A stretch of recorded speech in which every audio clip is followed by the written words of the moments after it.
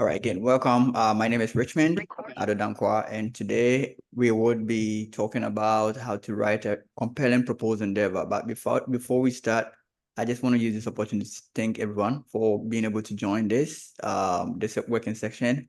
It's been something that myself and my good friend Danny Texan, who is here on the call, had been planning this out for a while. So Danny would give a little bit about himself when he starts talking about this. But we don't take this in your presence lightly at all. It's just a testament to the fact that all of you here are looking forward to gaining his or her permanent residency using the EB-2 NIW. And I hope today's section will be very impactful and very informative for you to make any decision that you want to. Along the lines, like I mentioned before others join, we would definitely, if you have an opportunity, you have more like questions and we are not able to answer all the questions within the hour frame, happy to have a one-on-one section with each one of you, and that will be like a later time. And you can feel free to reach out to me, and I believe Dan is very open as well. If you have any questions. So with that said, we are 7 minutes past time. Danny, thank you so much again. Always a pleasure to be working with you to basically propagate the fact that we should take our own immigration into our own hands. With that said, I would pass it over to you, and then you can lead us through this section, Danny.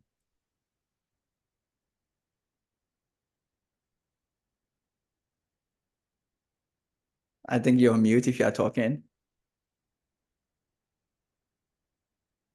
You are still on mute. Okay, can you hear me now? Yeah, we can hear you. Okay, Am I the cool. only person who can hear Danny? Your engagement will also be very important here. That way we know if things are going okay or things are not going okay. So you can just write in the chat if you can hear, if you cannot. Okay, great. Sorry, I'm trying to share the link to someone. That's why I was a bit distracted. Okay, great. So my name is Danny Texan. And first of all, I just want to thank everyone for showing up. And as we seek to share this, we believe that it's going to help somebody. And we have also benefited from others teaching or helping us. So we also want to share. My name is Danny Texan, and I'm a third-year PhD student at the University of North Carolina, Chapel Hill. And yeah, that's the summary part of it. But I've known Richmond since high school days, SS, and we've been friends since then. So he started this wonderful journey of talking about EB-2 NIW and also ways of, getting permanent residency in the US. And he reached out and I was like, oh, I've also done mine recently and I may have a couple of things to share with my help. So that's why I'm here at the moment. Yeah, so that's a bit of introduction. So Richmond, what do I do next? Do I proceed or you have to come in? No, I don't have to come in. This is your talk show. So yeah, feel free to be very flexible, however we want to do it. I'm here also participating and listening as well. Okay, all right. So it's basically when Richmond told me I'll be talking about how to write a compelling proposed endeavor, well, let me just share my experience on how I did mine. Then I think you'd be, so I did mine in a brutal force way. Like I saw the way people were doing it and I just learned it in a hard way. Should I say copied it? Because it is said that if you want to know how to do surgery, let someone teach you how to do it or watch someone do it with someone, then do it alone. So I saw samples and watched people. And as I did it, I was doing my process. I was contacting people who have done it. And I believe now that I've been able to get the approval, I can also maybe relay that information to you. And I see a couple of people on the line. Hi to everyone who has showed up. And it's going to be a practical section. And if you have any question, you can interject. I'll just start, let's say I'll just go for like 10 minutes. And thereafter, we can like interject with questions whilst I go through. So just the first 10 minutes to give a good platform and for others to also have like questions here and there. So that once we open up for questions, we can have 3 or 4 questions, then we move on again. I hope that works. Okay, so I would like to share my screen here.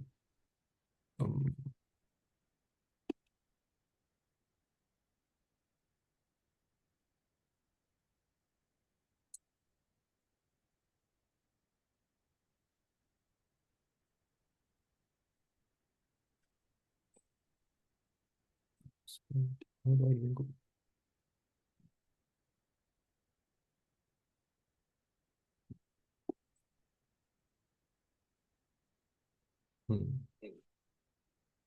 Okay. Let me share my entire desktop because I'm moving in between windows.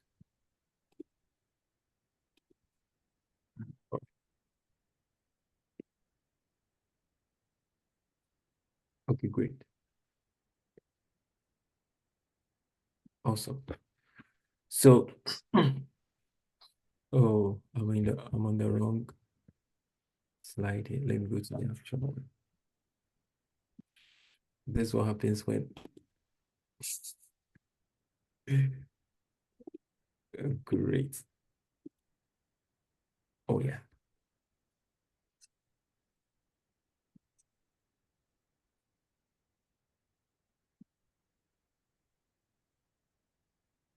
All right. So, to just go straight into it, basically what we know is that the EB-2 NIW, you just need one of these 2 qualifications, advanced degree or someone having an exceptional ability. And generally, most of us here have an advanced degree, which we can demonstrate with either a master's or beyond, or some. Sorry for cutting you in. I'm not sure if I'm the only person, but if you can speak up a bit. Okay. Awesome. Thank you. You know.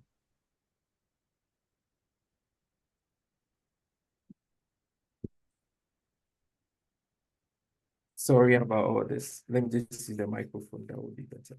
That's okay.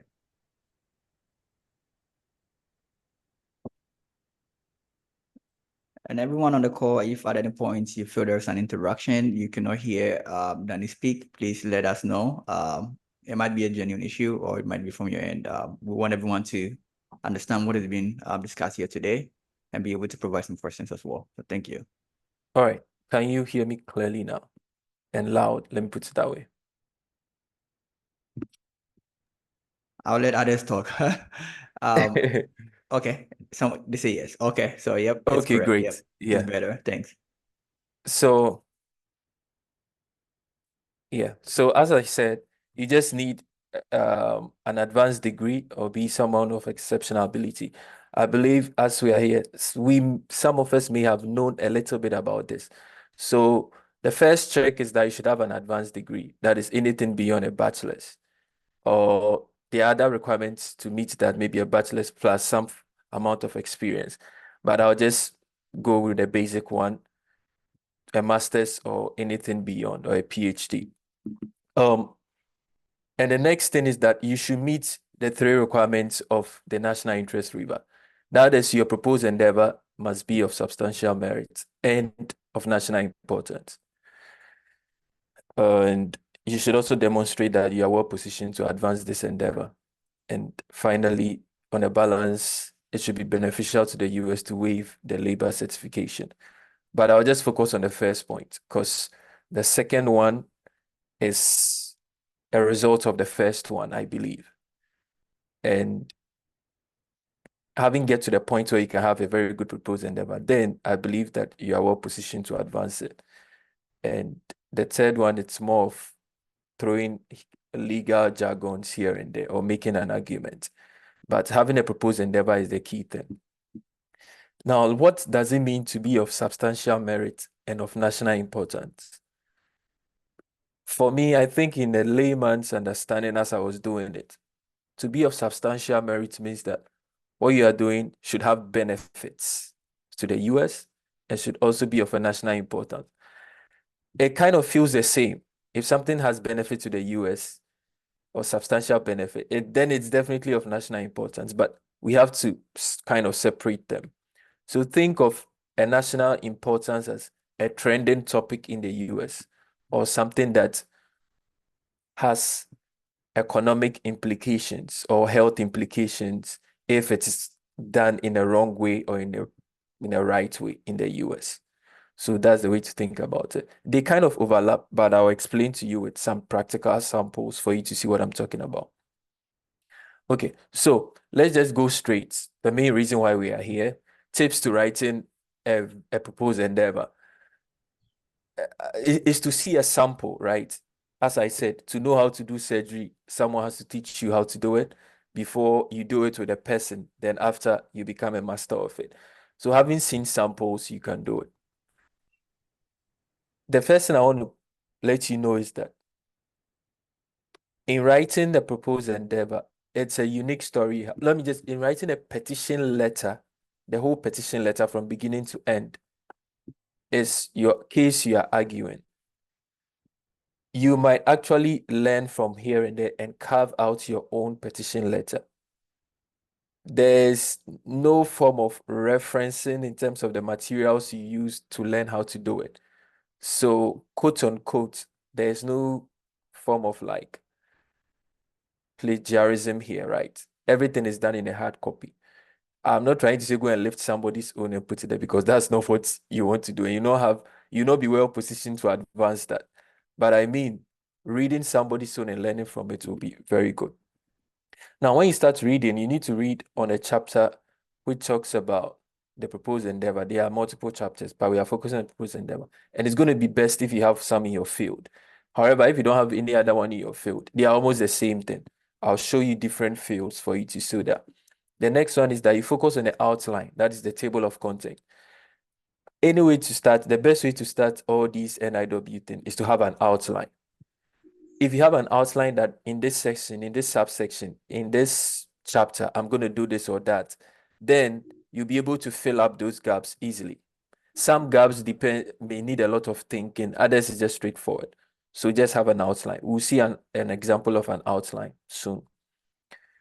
And the second point is that prepare your own outline based on what you've learned before. And the third one is write. Right. There's no wrong or right proposed endeavor, but there's either a proposed endeavor or no proposed endeavor. So start writing after you've gone through the first and second point. Once you write, then maybe you can actually give it to others to look at it too. But I always believe that if you have really seen 3 samples, 2 to 3 samples, you would know if yours is within, the space of an acceptable proposed endeavor. Somebody writes a very long one, might be denied. Somebody writes a very short one, might be approved. So it's not based on the length. And after you start writing, the next thing is to look for evidence to support what you have written. Right. So look for evidence from sources and articles that back what you are doing, like whitehouse.gov and congress.gov and official US states websites. And we'll demonstrate that practically in this session for us to see it. So it all depends on your field. If you are in, agric, you can use the USDA. If you are in health, US health and human health and sciences, so you can do all that. If education, you can do it. Sometimes the field overlaps, and in my case, I took some from different departments in the US. And the fifth one is have evidence in your recommendation letter. So whoever is writing the letter for you should mention something about your proposed endeavor. Sometimes when they write about it, they talk about your qualities. Probably they know you through class, you are in the lab, you are doing this, you are doing that. They should also talk about your work a bit. Maybe 4 lines.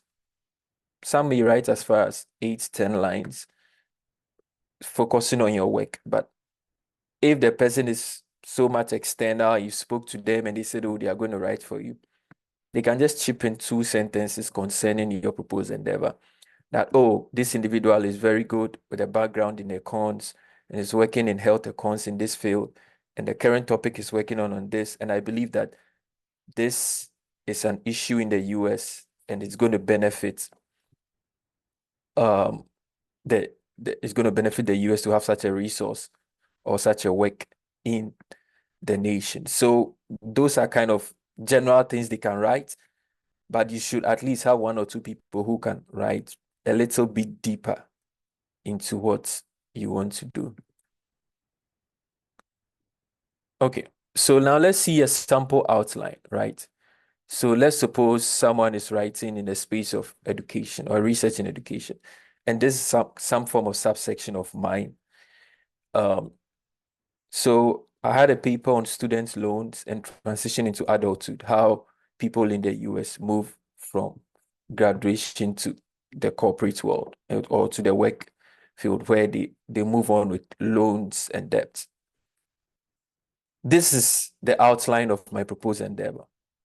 Now, the first part of the says a summary of the proposed endeavor, and by summary I mean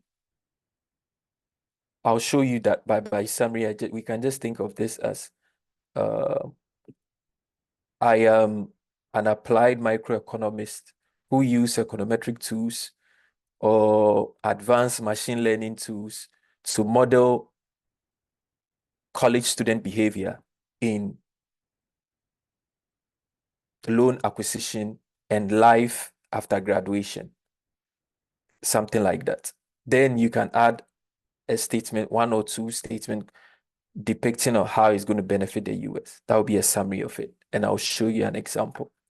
Then the main meat of the proposed endeavor is the introduction to student loan debt. That was one subsection. Introduction is generally you start stating things like facts and figures about it.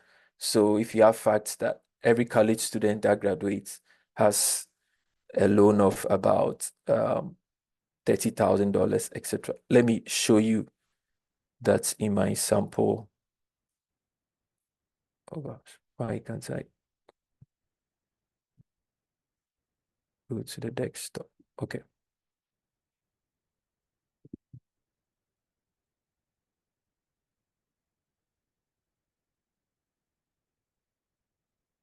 Sorry about that. Let me.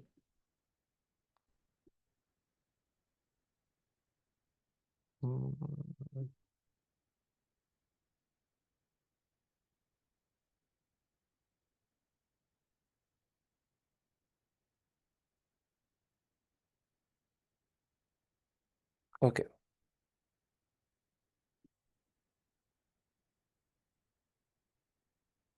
Yeah, I think this is great. Okay, so let me just show you a section on that. Good. So now let's see the introduction to the student's loan right here. All right. So the first part of the introduction, I stated some facts about it, that 2/3 of every college graduate comes out with this debt. Then I stated a fact from the US Department of Education concerning loans. Then I stated that people borrow such amounts of money from federal loans. And I saw some facts also about racial distribution of loans. So that means this loans affect all races, right?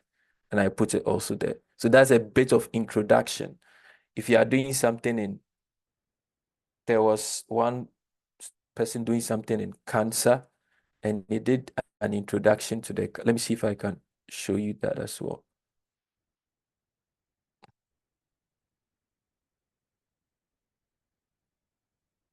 I have a lot of things on the screen. I just want to move them around. Okay.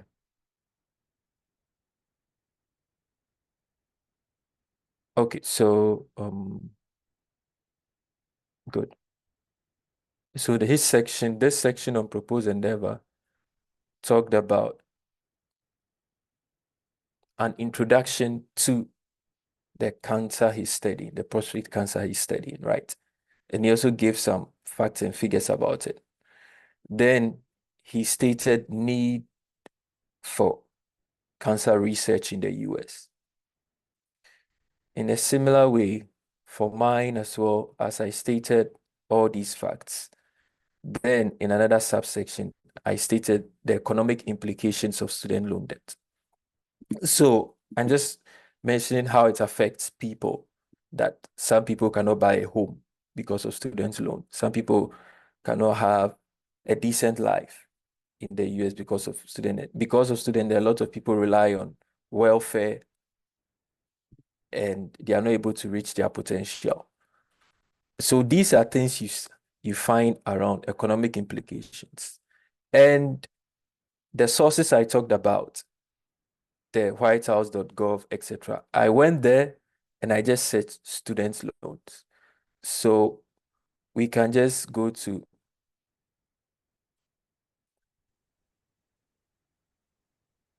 so you come to whitehouse.gov and you can just search anything, right? So you have a statement by Vice President Kamala Harris about it. You also have President Biden talking about student loan forgiveness.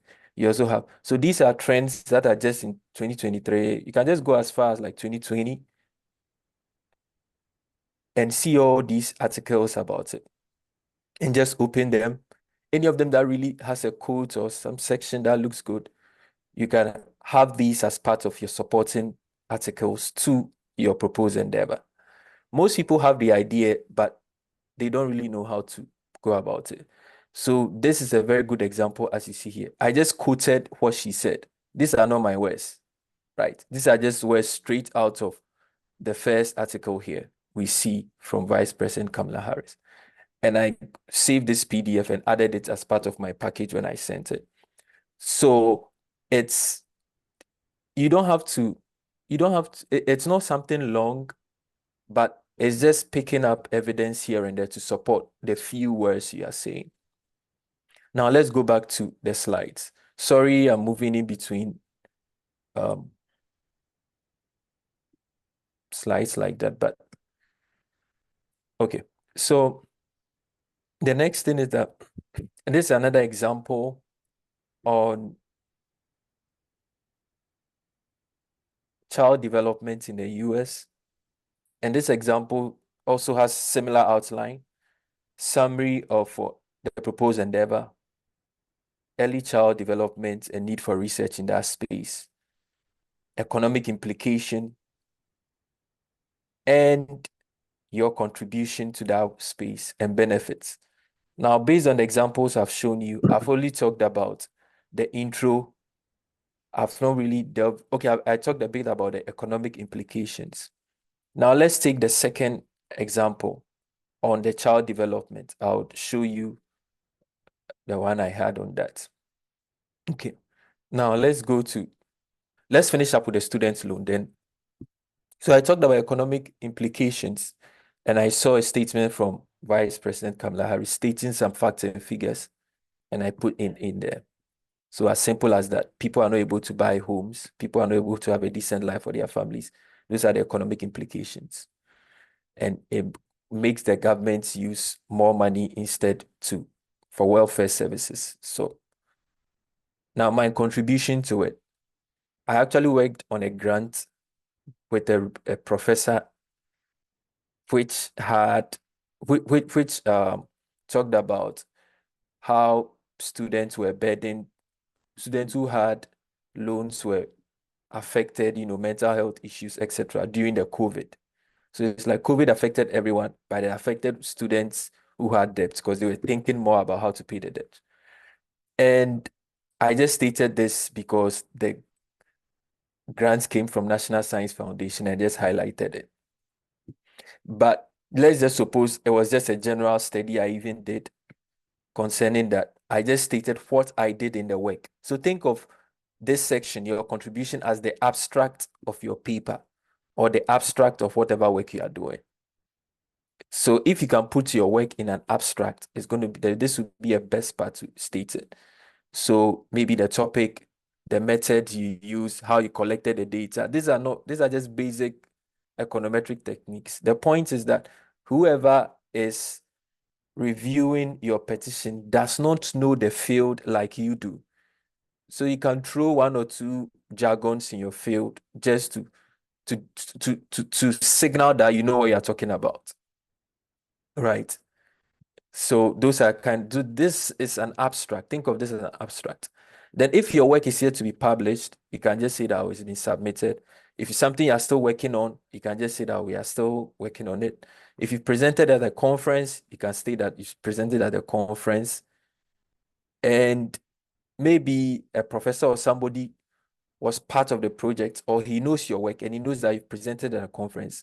Or better still, the best part of it is that if you presented at a conference and someone was there and you build a connection with them and you're able to get them to write you a letter, they should just state one or two statements that, oh, I know this person, he presented this work at the conference and it was a good work and he used this method, kind of. Now, this professor said he worked with me during the summer and we did the work, and the work is under review and it's going to help the US, da, da, da, da, da. So I quoted that evidence, which takes us back to what I said here. That would have an evidence in your recommendation letter to help you, right?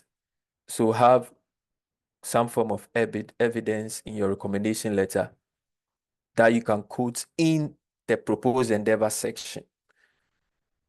So to support what you are saying, that others, experts in your field, are able or can relate to what you are saying.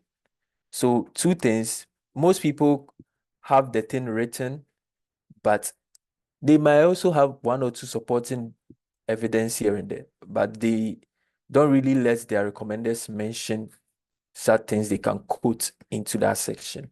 So that's one thing you should also note. Okay, so that is the part of the contribution you may have made in that field. And finally, the benefits. Now you can just flip the implications to the benefit. So the implications are, if you don't do it, these are the economic implications that a lot of people are struggling from this disease, this cancer and all that. And the benefit is that once you do it, a lot of people will be healthy and there will be, should I say, the US labor force will trend in a good direction, child development will be better, those kind of things.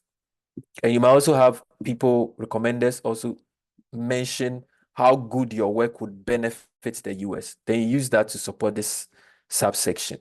So that's typically generally the sections and subsections of a proposed endeavor. Let's take a second example where I'll show you. Let's take a second example, then I'll open up for questions if there are something like that. So we've talked about the first one. Let's see this example as well. So this one is in child development.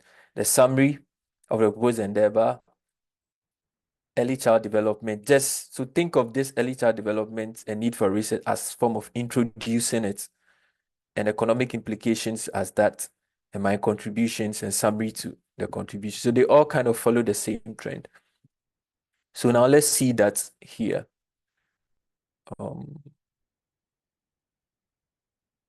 I flip this page.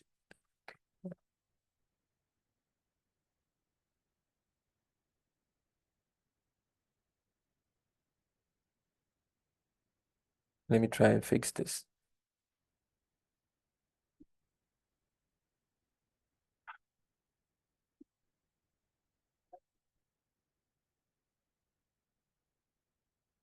As Danny is trying to make the slide appear the way we want to see it, please interject with any questions, because sometime at the end of it you might forget your question, or you can write it down and then ask in the chat. So let's make this conversational. That way everyone benefit from some of the questions you have. Danny, it looks like Eunice has a question. Okay, Eunice, you can go ahead. Hi, Danny. Thank you so much for sharing your insights with us. And thank you, Richmond, for also having this program for us. So from what you are saying, does that mean that with the proposed endeavor, it doesn't have to be like you are actually bringing an invention or a solution to that problem, but it could also be like the work you have done in that regard? Okay, so the work you have done, you can backtrack the work, right? You can say you are in this space and you have done this work and you seek to explore more, and this is the solution you are bringing. Some people may have already done the work. It may have been published, but they use that as a proposed endeavor, talk about all the work, and just say that this work is a large one. They've done the first part, and this is the paper. It has been published, and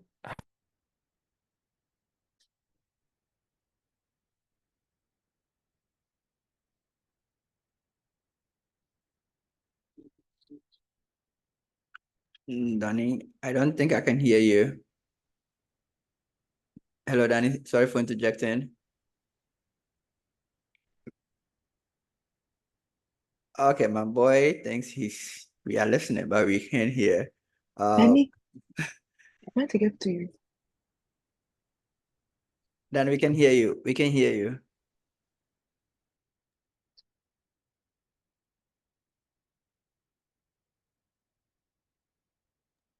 Um, All right. While she tries to figure out the sound, if you have any questions, please feel free to interject just like Eunice did. yeah, I actually have a kind of follow-up question from the first person that asked question. okay, great. Okay, Danny, can you hear me? Yeah, I can hear you. Okay, so as a follow-up question for the first person that asked the question, so the basic understanding about proposed endeavor for many people, for many of us who are in non-STEM, for example, Okay. I mean, the narratives outside there make it look like you want to invent something, you want to provide Mhm. some practical solution to a particular problem. So, Mhm.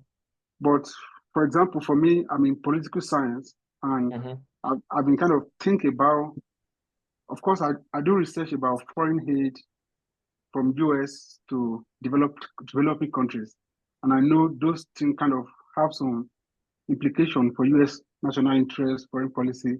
But before now, I usually think of proposed endeavor as something that, oh, I want to install a pipe bore water somewhere that will that will serve the whole of this county or this community.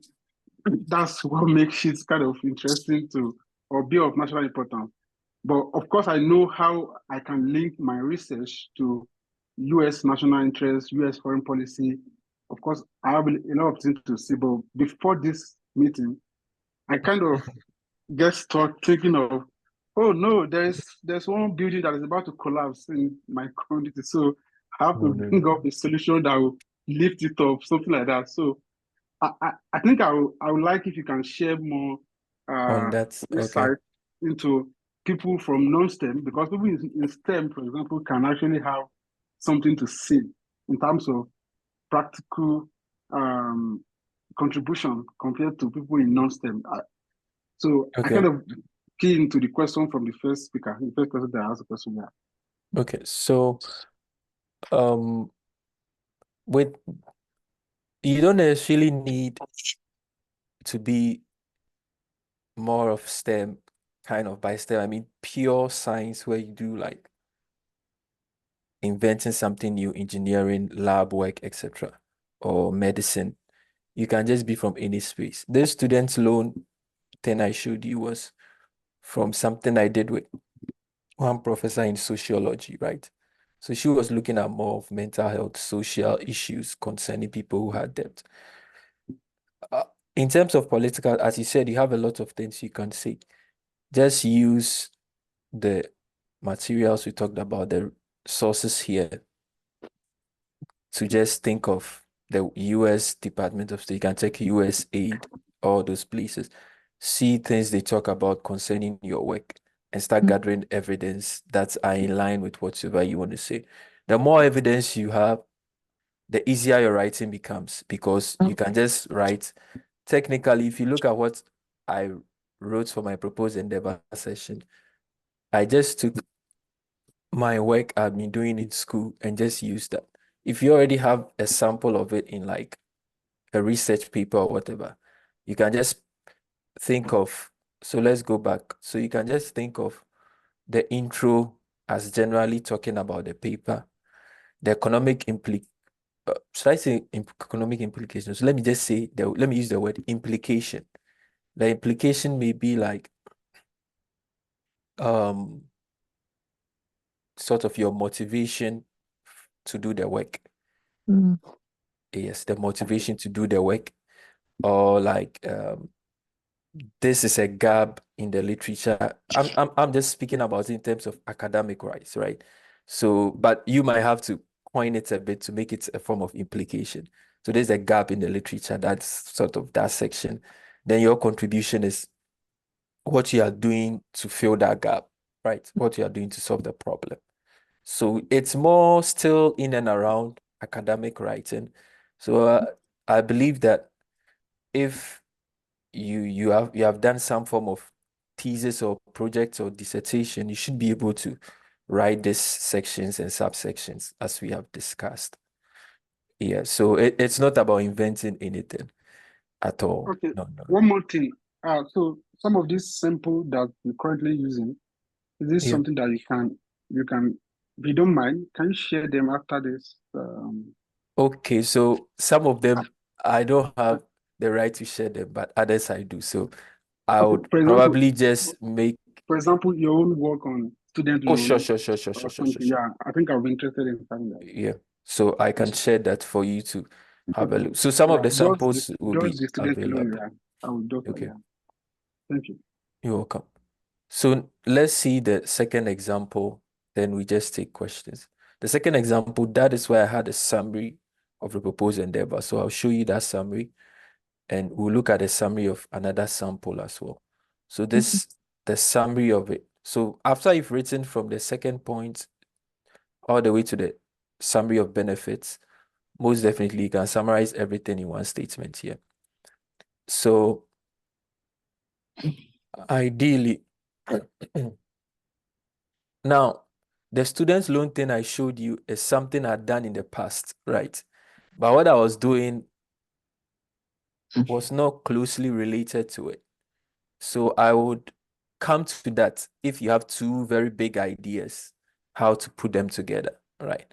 But I just explained it as sort of two different ideas. But I'll explain to, please do remind me so that we talk about how to merge two ideas or more. Okay, so this is my proposed endeavor section. Actually, this is what I just wrote to tell them that I was doing. So this is the summary of my proposed endeavor. This is all. I just said that my proposed endeavor is using methods, economic methods, to address issues of juvenile delinquency among children, substance abuse among children, poverty and criminal activities among children of what? Incarcerated parents. And this will improve their health, their education, and their well-being. That's all. So there's nothing STEM about this, right? So this is just practical. With STEM, you have a lot of things to throw at STEM because you have a very unique field. So I just made it simple. So this is just the summary of the proposed endeavor. That's all. So you know what you are doing. If you can summarize what you are doing in something like 3, 4, 5 lines, you are good to go. So now let's see the introduction. So this is the first part of it. Intro. So the intro, I introduced child development, early child development, how it's important for parents to play an important role. And I just stated that there are a lot of parents in prisons, right? And I used the US Department of Health and Human Services. I got some facts from there. And I stated all that here. So the intro is just stating facts about your work. You can see that the intro is not even too long. Then we are done. Then I I came to economic implications of that. If you have children with their parents in prison, what is the economic implication? We have child welfare because you have to take care of the child as a state or as a nation. You have to fend for these children if their parents are not there. Later, the children may also have a tendency of going to prison and might cost a lot of money to put the prisons up and up. I just saw this in an article written by one researcher, but I think it was funded by the US National Institute of Correction, and I just picked it. And I just stated this facts and figures for that section. Then I came to my contribution. Everything I wrote here, right? Everything I wrote under the contribution is what I had written in my work for my professor, for my supervisor. Just this. So I just think of this as a proposal, right? If someone is to tell you that your research work or a work you have done previously, coming back to Eunice's question, if you have done a work previously, and even if you are done with the work, and I tell you that, go back, think of now you are starting the work. How will you have a proposal for this work? So this section is more of a proposal, your contribution, because you are making an argument that you are about to do the work, right? So your contribution to it is more of your proposal, what you seek to do. You seek to use this method, you seek to use this data, you use to use this, that, you need to do this experiment, you seek to do that. So that is the section on that. And the final summary is that once you are done, you believe that this will be the end result. It's going to solve so many problems. You might state some facts and figures about it. Here, I didn't have so much facts and figures to state. I just stated that my research is going to reduce school dropout, increase adulthood employment for these children, reduce youthful opioid use, and will save the US a lot of money, as stated in the economic implications section here. That is all. Then in my recommendation letters, some of the professors stated that his work is on this, and understanding how this thing works will help inform policy and to be very good. That is all. So I always say if you have 3 or 4 people to write you the letters, always have like at least two or, have like 40% or 30% of your recommenders where you can ideally influence what they write in there. You can tell them that this is a bit technical. It's not just a recommendation letter to get into a PhD program or a master's program. This is a bit different. You need to talk about my work. So I would like you to talk about this work of mine, and to write at least something about it, which you can use to support all these things, right? So I had 2 people talk about, even 3 of them wrote something about, and I supported it with what they wrote. So as I said, the summary and all the respective subsections. So once you see other samples, how they arrange it, you would know how to put yours. No one had a section like mine before, but upon seeing this respective outlines, I did what? I followed suit. So as you see, a couple of summaries are the same. This one says that proposed endeavor focuses on this, just a simple summary proposed endeavor. Another one says a microbiologist working doing this research, a summary of it. That's what you start with. And this one also was a PhD student, said he's a PhD student and I've taken complex courses and he's doing something on signaling, data and information, whatever. So that is, and yeah, we've talked about mine already. Yeah, I think basically that is what I really wanted to share about the practicality of the proposed endeavor. And as I said, always have official US websites to support what you are saying. Sometimes what you are saying might not necessarily come from an official US website, but you can see that all the articles I put here, 6 of them, you can see that all of them are like US national, US department, US department. This is not a US department here, but I had a really good information I wanted to use, so I added it. And another one from the US source circuit. So that is a way. So have evidence from official US websites, and also your recommenders should also talk about your work, where you can use it to support your work. Any questions on that so far?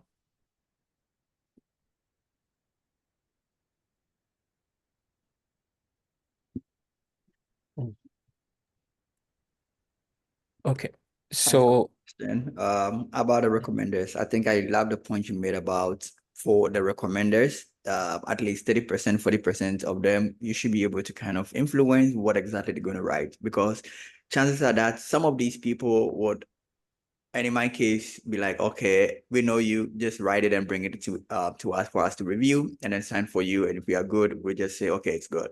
So in that case, you have the ability to kind of influence what you say in direction to your proposed endeavor or petition. But in an instance where the person is like, yep, I'll write for you, I'm kind of curious the kind of conversation that goes on with the person. Like, how did you, because it's not like very easy to tell a professor, hey, I'm going to get my permanent residence, please add ABC. Just kind of curious how you went about it, and we can pick some few things from it. okay. All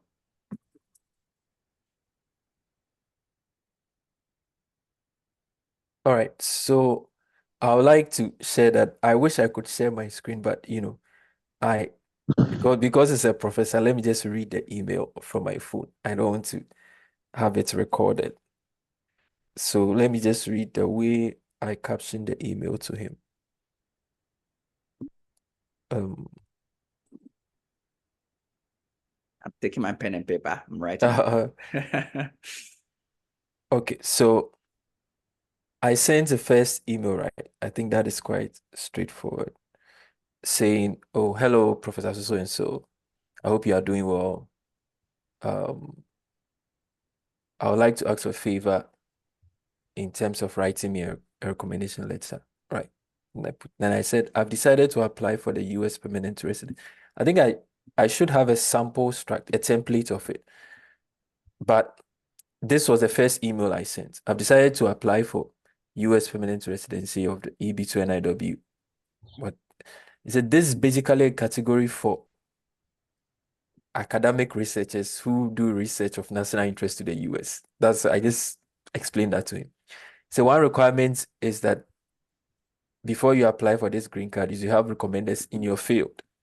Given you're an expert, I believe that getting a letter from you will go a long way. Then I said, I'm targeting applying by December 15th. And the letter needs to be signed and printed on an institutional letterhead. And I will also need a copy of your CV to validate the so that it will be used to validate the credentials of the letter writer. Then that's how I ended. Then he replied and said he'll be happy to write me. Then I went back to him and I said, okay, so I think I would like you to focus on the things on my research, academic achievements, and awards. Then I said, number 1, and I stated a project I did with him. I would like for you to highlight on this ASBI project. Number 2, I would like for you to highlight on my term paper I wrote in your class on alcohol use and substance abuse by college students. And I would like for you to state that during my time at so-and-so university, I had this awards, and I stated excellence award, this award, this award, this award. And my current research is in the field of so-and-so. And I would like for you to also touch a bit on it. At least say some nice things concerning my research. And also indicates that I'll be a good asset to the US. Then I see a summary of my research. And I put like 2 paragraphs of the research. So I stated bullet points, the things you should highlight. And in the letter, he highlighted all those things. At least for each of them, he spent like 3 sentences on each of them, 3 or 4 sentences. So those you cannot, some people they don't, it's recommended. Some of them were like, are they supposed to send it anonymously and whatever? And I was like, no, you have to print it. I have to see it. They're like, okay. So, there are some professors who are like that. So you can highlight the things you want them to say, and they are going to say it in their own words. But the others who will tell you to draft or bring something, that is way even easier because you can just go straight for it. So don't be shy to tell them to write it in a particular way, because some of them have not even written an immigration recommendation before. Like, yeah. So that is one way to also go about it. Okay. Thank you. Richard, can I ask a question? Go ahead, Emefa. Thank you so much, Danny and Richard, for putting this together. With regards to the recommendation, so for me, I have been working in education for a bit, but I just got into special education because, like, last year I worked on a paper with on special education. So I'm thinking of working on my endeavor around these lines. But when I think of people that can write me this recommendation, only one person can talk about my work in special ed. Does that mean I can't use like the other people I have worked with in education, because I really don't have or know people in my space or in my circle, both near and wide, who can like write a recommendation about special education. They can they can write a recommendation for me with regards to like working in education in underserved communities. But when it comes to special education, I really don't have. And I'm wondering if like that's just too sad. I can't use them. I have to definitely find people in the special ed space. Okay, so I had like 3 recommenders who are not really in the field of like should I say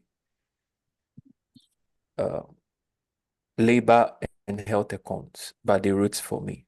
Now some of them may even be in health accounts, but they are not, as you said, they might be in education, but they are not into special education.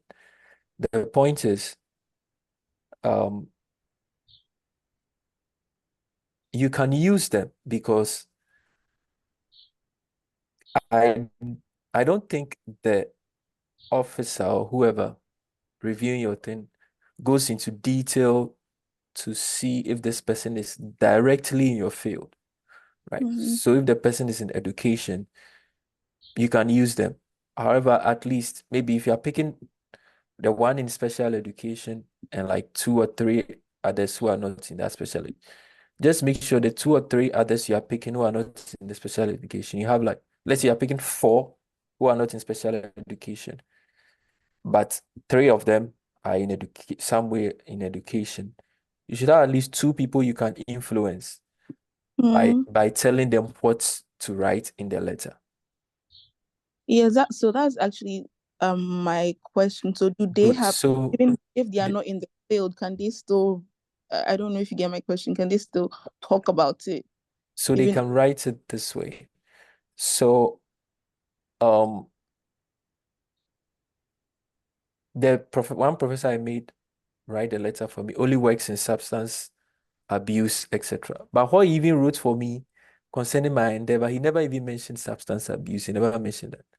He just said that he's doing his work in this field. His current work is on this. And I believe that this work is relevant to the US because then he stated his position concerning the work I'm doing, right? And he concluded by saying that he believes that I'll be a good asset to the US. That such a wonderful conclusion. I believe the issue now is you need to see samples of recommendations so that you know that, oh, okay, this is how it goes. He's saying something about your work. It doesn't necessarily mean he's an ultimate authority in your work, right? Right. Yeah. And do they have to come from the US? Like, do they all have to be from the US, or they could be from back home or other countries? So they can be from back home, they can be from anywhere. I saw one guy sample, he had recommended from somebody he met in Portugal. I wrote to one guy who cited my work. He lives in Australia. I wrote to him, he wrote it for me. Initially, I was really struggling to get someone to write me a recommender, but I just watched recommended videos on it, and they were like, so I noticed one attorney, is it Rajulo? I really use his content a lot. He has a nice YouTube content. And he said, if you don't have recommenders, he was like, oh, if you don't have recommenders, just go to all the university websites and start looking for professors from your country. So you meant like go to US universities and look for professors who are like Ghanaians or Nigerians or whatever and write to them. Maybe some of them may be able to write it for you. But it was a funny thing. But later I realized that even all the people I was reaching out to write for me, aside those I knew personally, those I didn't know who were far off, it was only the Ghanaians who wrote for me. So that would be a good way to look up. You can use people from Tech, Legon, UCC, wherever you did your undergrad or masters, if you did some in Ghana. They can write for you. The point is they need to establish like a bit of knowing you that they are in authority or they've done work in that space and they can declare that your work is a good work. I know someone who used 2 people from the US, 1 person from Ghana as his recommenders. So it's always doable. Yeah. And I would say with recommendation, the more the better, because you might never know whose own will be more richer, right? So if you have 6 people, if you have 8 people, if you have 10 people, contact all of them. Some people tell you that they write it for you, but they will not get it to you on time. So Mhm. don't limit yourself at all. All right. Thank you so much. You're welcome. Hi, Danny. I have administrative Hello. questions. Can you Sure. hear me? Yeah, I can hear you. Okay, so between the time you sent in your petition and then the time you got feedback, how long did it take? And then secondly, do you send it online, or you have to send it via mail? Okay. And third, how much did it cost you to turn in your application? Okay, so the first question, I sent in my application January 8th or something. I mailed it. It's hard copy. You have to post it, right? So I mailed it on 8th. It got there on the 10th. And I got feed. Well, ideally, I made a mistake in filling the forms that you attach to the letter. But ideally, I should have gotten the feedback from them within 8 days because I used the premium processing. So they would say within 40 days or within 30 days, but the letter they wrote back to me saying that I made a mistake in the forms I filled was on January 18th. It was captioned January 18th. So that means from the 10th they received it to the 18th, they had already made a decision on it, right? So I'll just say it took like 7 working days, kind of, because weekends might probably overlap in that. Then I corrected it, I corrected the form. They asked me to fill the form again. Only that part of the form. So I filled it and I sent it back to them. I sent it back to them January 31st. They gave me up to April to fix it. So I just took my time, did it. And when it got to them on the 31st, on February 1st, they just said it's been approved. So on the second part of the question, how much did it cost? I think the premium process price should be somewhere around, I think the information is on, should be around 2,800 or something for premium processing. Plus the standard, I think the numbers has changed a bit. The standard $800 or $750 or so. Yeah. I think it's $1,805 for the premium processing. Standard is $800 dollars. It used to be 700, 1,500, but they've increased the cost now. So Yeah. it'll keep So I increasing. think So the later you do it, the better. it cost me close to, let's say, 3K or something. Yeah. So, but if you don't go the premium process route and you just want to submit and wait, it should cost you less than $1,000, around 800 for the bank payment you make, and maybe $20 or $30 to mail it. Yeah. Sorry, yeah, it's 2,805, not 1,805, 2,805, yeah. That's for the premium. So if you just want to go regular, you should, everything from submitting to approval should cost you less than $1,000, because the payment is like 800 and the mailing should be around $50 or something. So you just need to weigh your options on that. And everything is hard copy, as I said. Any other question? Yeah, there's a question in the chat from Etinusa. She's asking, what is the best thing to do first? Is it writing your petition and then requesting for the recommendation letter, or getting the recommendation letter and then writing the petition, or should do it concurrently? So what is the advice?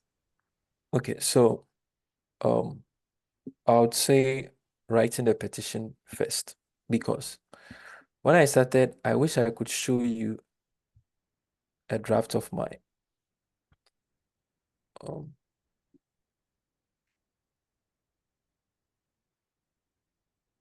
I could show you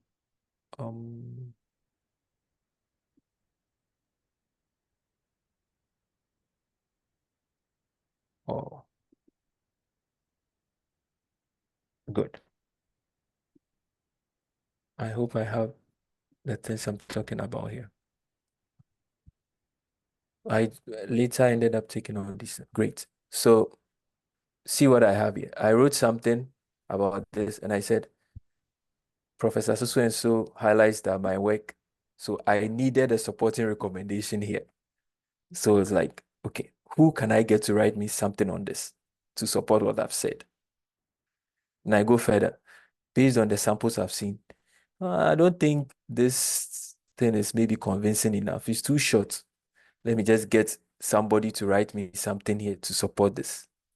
Right. So at least if you have, great. So you still see, I still have things here. Oh, let me get one of the professors who I did a TA for, or who I taught under, to write me something concerning my teaching skill or teaching evaluations. And so this is how you go. So once you see a sample and you're looking at it, you can, so at this point, I go like, how many people do I need to write me letters? Do I need 6 people? Do I need 7 people? Okay, I have 10 people so far. Let me put all of them there and highlight it red. Those that will come, I'll keep them. Those that don't come, I'll just take them out. And yeah, so so you have to get to a particular point. Then you can just say that, okay, who can give me something solid to support this thing I'm saying? And that is where starting before asking for the letters would be a benefit, right? So just maybe tell them that, oh, you are doing this thing and would like for them to write it to your letter. They'll go like, oh, okay, I'm willing to write it for you. Then you start putting your petition together and start saying, okay, I need somebody to say something concerning this. I need somebody to. So among your 6 recommenders, among your 8 recommenders, you might probably have influence, or so about 3 or 4 people may tell you that drafts for me. Then what you want them to say about that part, you put it in the draft. They barely take anything out if it doesn't implicate them in any way, right? So they just read that, it sounds good, then they'll sign it off for you, put it to your letterhead. Then you can add it to your work. I have a question again, Danny, about the topic of proposed endeavor. So we understand this is, in fact, the most important in the petition you'll be writing. My understanding is that even sometimes the those who handle your case, they don't have time to review everything. So they just focus so much on the proposed endeavor. If it makes sense, then they award you, they give you the status of it. So I'm just kind of curious, your thought process when you were writing yours. I know you have shared briefly here. Was it that difficult, and how were you able to overcome, the difficulty in trying to get a coherent story in your head? And I would also like to do a follow-up question on, because some people have different background to what they are currently doing. what has been the experience of trying to merge two things, kind of different areas, into the specific proposed endeavor you're looking forward to doing? Okay, so the most difficult part of the petition letter is having the outline for the proposed endeavor, right? That's why I always say begin with an outline. I really struggled putting my outline together because I had 2 or 3 ideas. And I had like 2 works or 3 works which I had recommendations on them. Sorry, citations on them, which I wanted to fuse as part of my proposed endeavor, but I didn't want to use it as the endeavor. So I had a work in right here on parent-child relationship, child outcome, as I shared on children of incarcerated parents. That is what I'm currently working on in my current PhD, trying to model parental decisions, right? But this work on mine on COVID, because of COVID, had a lot of citations. So I was like, no. That was, I think it had like 15 or 20 citations by then. I think I had around maybe 10 by the time I started writing it. I was like, no, I can't just leave this work to chance. But this work wasn't anything relevant to what I'm doing now, because this is studying firms or company performance, and this is studying parents and children. You can't really merge it directly like that. Also, I had this work which was from Ghana, a work done on Ghana Street, right? Talking about multidimensional child poverty. And as I did, I talked about this work. I never even stated Ghana in it. I stated the title of the work, but I never highlighted Ghana so much. And this was the work on student loans. I knew that this work would be something that even the person reviewing it may also even have student loans. So I was like, no, let me take advantage of this thing and talk about it. But this was my proposed endeavor. It came to mind that let me use this instead as my proposed endeavor, right? The first one. Then I was like, no, let me use the COVID one instead. I was like, no, let me use. So I was struggling till I saw a sample by one PhD student. He did something in tech related to cancer. And he later came to the US to do something related to computational signaling, where he said those signals can be used for FBI investigations to help forensic science and all that. So, but he didn't want to throw away his cancer thing because the cancer thing is like a really big thing. Then I noticed here he had his outline this way. So most people go from advanced degree, then they go to chapter 2, proposed endeavor. Then they go to I'm well positioned. Then benefits, it to be beneficial to the US to waive my labor certification. However, his sample was the one I saw that he wrote evidence of some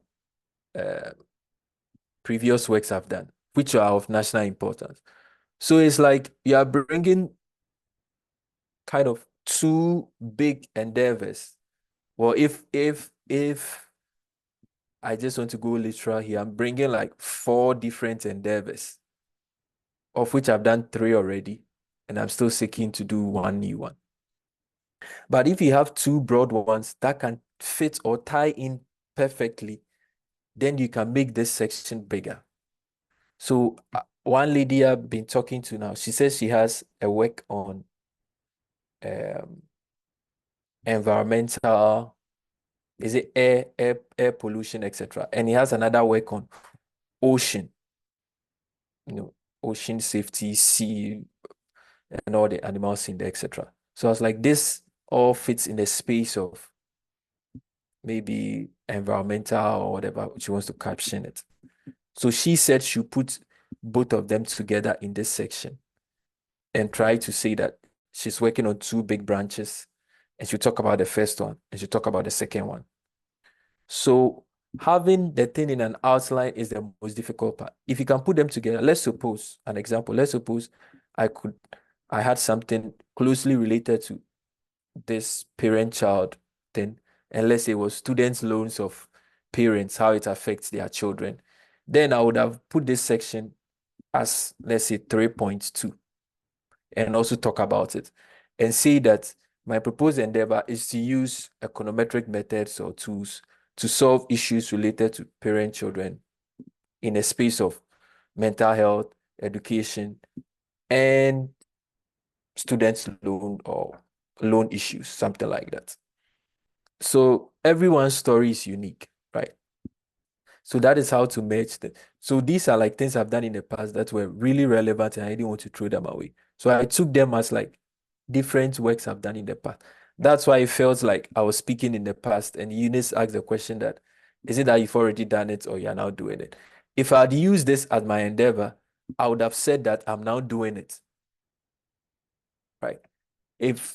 Yes, so that's what I would have said. So the only thing that is not here in these subsections is that all these ones don't have like the introduction to the proposed endeavor we talked about. It just has the introduction to the work, etc., and what I've done. The introduction to the work, the implications and what I've done, and the benefits. The introduction to the work and the implications and what I've done, right?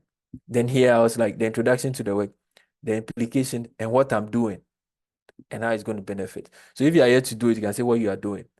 If you've already done it, you say what you've done. However, if you've already done it and you don't really have a new proposed endeavor, then you can say that you are doing it and you've been able to publish a first paper and you are still working on it.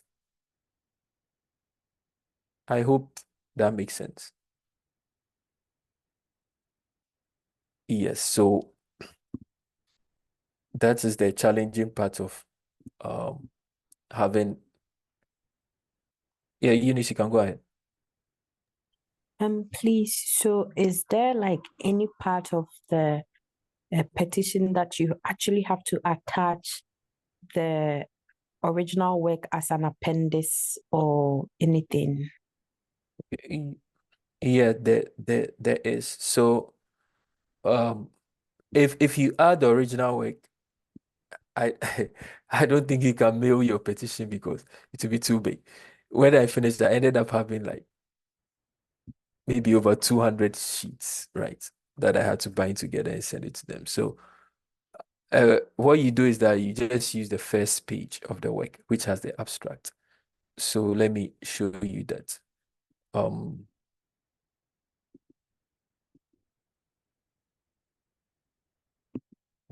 Where do I have publications?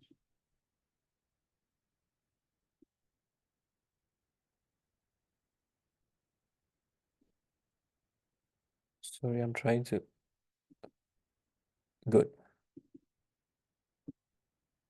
So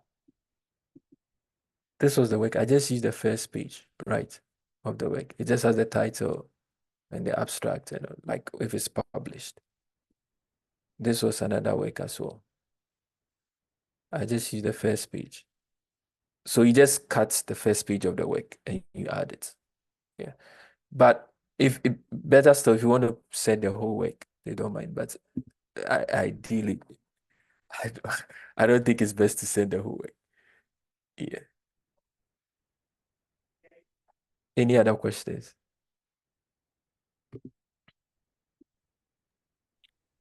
Sorry, I am being a little bit No, it's inquisitive, fine. It's but fine. as you were scrolling to find the exhibits, Yeah. I saw like a folder with scholarships. Can you actually Oh, send yours if like the scholarships were not like given in the US? Maybe you did your master's in another country and you had scholarships. Can you attach all those ones as well? you can attach everything. Every scholarship is a scholarship, my sister. Every scholarship is a scholarship. Whether in Ghana, in Europe, in wherever, every scholarship is a scholarship. It means that you're a good person, a great student or a great individual. And it just signals that you have, far above your peers. So that is, you can still send it. You can still Yes, send it. so can you So add KBN? Danny, Those of us who went can to we Okay, go ahead. Um, Hello? Richmond, you were saying something. No, for scholarship, I know some of us that went to take because something kids will be in sorry, my tree is messing up now. KBN for short. So basically just a scholarship for brilliant but needy students. So for anybody that went to take, yeah, I think it's also a scholarship that was based on merit. So you can add it's a funny Awesome. name, kids will be in. Awesome. Yeah. Daniel, on the topic of proposed endeavor, which I know most of us doing because of this topic, and I know this would vary depending on how serious and time investment you would like to put it. But in your case, what was the duration for you putting getting your proposed endeavor to that final stage that you felt comfortable that this is something that would definitely get you an approval? Okay, so the proposed endeavor didn't take long to write though, because by the time I was writing it, I had the drafts of my work already, right? That I was working on as a student. But if you don't even have a draft of the work and you want to start from the very root to write it, I don't think the endeavor writing should take you more than 2 weeks. Because the endeavor is, once you get the idea and you say that, okay, I think this is the idea I want to go with. I want to go with this. I'm trying to think of an example. Let's see. Let's just use. I just want to go with something on this child development thing. Then, how do I caption it? Then you start writing. The introduction, as I said, introduction to the work. You just state some facts and figures about the work. So it's just like your supervisor or your whoever, your advisor, telling you that go and draft me a 3-page paper or a 3-page proposal within 2 weeks. You definitely get something to draft it. But where you use scholarly academic works, use more of, as I said, more of US state websites, right? Their state departments, etc. So try and get those information rather from the US state. So think of that as your source of references. Yes. So think of that as source of references. And I believe you should be able to have your endeavor. When I wrote my endeavor and I finished, I sent it to one friend to read it. And it was a bit should I say, he wasn't so sure about it. He was like, hey, Danny, are you sure this thing will work? It looks good, but are you sure it will work? I was like, some of the samples I've seen, the person hasn't even done the work in book. And he didn't even have citation. Me, I have 1 or 2 citations, so I think it's okay. And I saw one guy what really gave me great confidence was I saw one guy who used a lawyer to write it, to file his petition. And he amazingly he also did something in opioid use of people in the US. So when I read what the lawyer wrote, it was slightly different from what I'd written, not in terms of content, but in terms of format. So the lawyers usually write everything together. They tie it in a special way. They are really skilled at doing that.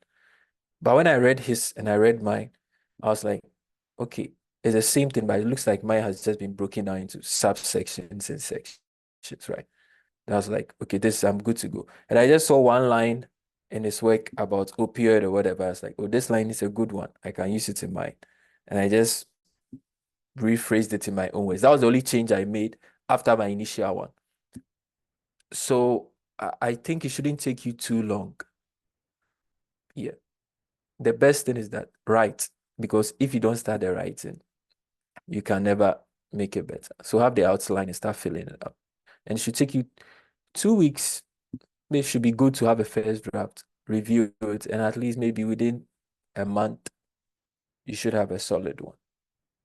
Awesome. I love the point you made about start writing. I think that is where some of us we are at now, because we don't have a coherent story in our mind. We are not able to put something down. But like you said, and from experience, once you start putting something together, it becomes very obvious, and then the points comes coming together. But one thing I would like to add to what you're sharing right now about the supporting evidence, I think this is something that is very important for all of us as you begin to write your petition. What I've seen, and even from Danny Texan's petition, you can see a lot of research evidence to back whatever he's doing. I think that is one thing they love to see, especially if it is within their own repository, meaning it is something that the statistics shows within their country, and you are trying to, help resolve or help solutionalize some of these. So the website that he has shared, I think take note of it, and it'll really come in handy. Myself, I'm aware of some of these. I'm not aware of all of these. So now it's more like a very new information for me to share with my my community. So thank you, Danny, for this new information here.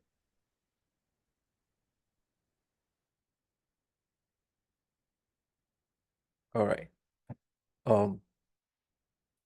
Yeah, I think we have basically touched on almost everything I wanted to share. And my final points or final words I would tell you is that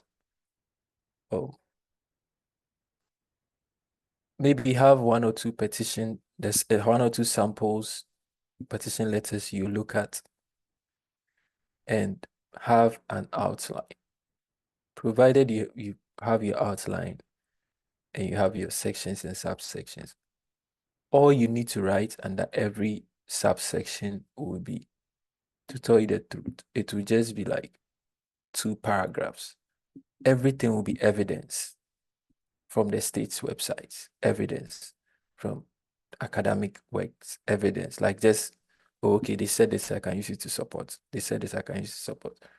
Your own words will just be, the truth be told, your own words, new words you just have to write will just be less than 100 words, 100, 200 words, like 2 paragraphs. Every other thing will just be, oh, I saw this information, I can add it. In adding the information, you are getting more words, right? So just that. And there's no right or wrong proposed endeavor. You said you want to do it, so you have to argue that it is needful. There is a proposed endeavor and there is no proposed endeavor. So the question is, where is your proposed endeavor? Start writing it. And once you start writing it and you see that, this person's endeavor, Crampo, he had approval, then I think mine would also have a very good chance of getting the approval.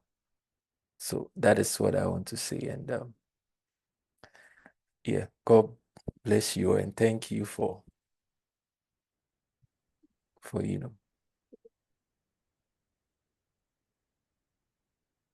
Thank you, Danny. I think we're just 1 minute to our time. I really enjoyed this section, and I Hi, hope. Danny, I actually sent a message to you. Oh, okay, let me check. Oh, okay, I've seen it. Yeah. Okay. All right, awesome. Yeah, definitely. I'll be sharing this recorded message, and I'll ask Danny for some of these samples he can easily share. We're definitely happy to make this available. That way everybody can have access to this information. If you have any questions, you can find Danny on LinkedIn. You can find myself on LinkedIn. Feel free to kind of shoot us any messages or any questions inside you want. We'll be happy to help you. Yep, definitely. Like I said, I'll do a follow-up message on LinkedIn, and anything that I might not have added, please just feel free to personally ping me in case I forget, and I'll be happy to add this in. Danny, thank you so much for your time. Again, it's always a pleasure to be working with you to help propagate the mission of helping people self-petition for their own green card. So thank you, and definitely we will try and then get these sections once in a while, just to kind of boost people's confidence and also provide any new information that we might know. So thanks again. Enjoy your week and have a blessed night. God bless you all.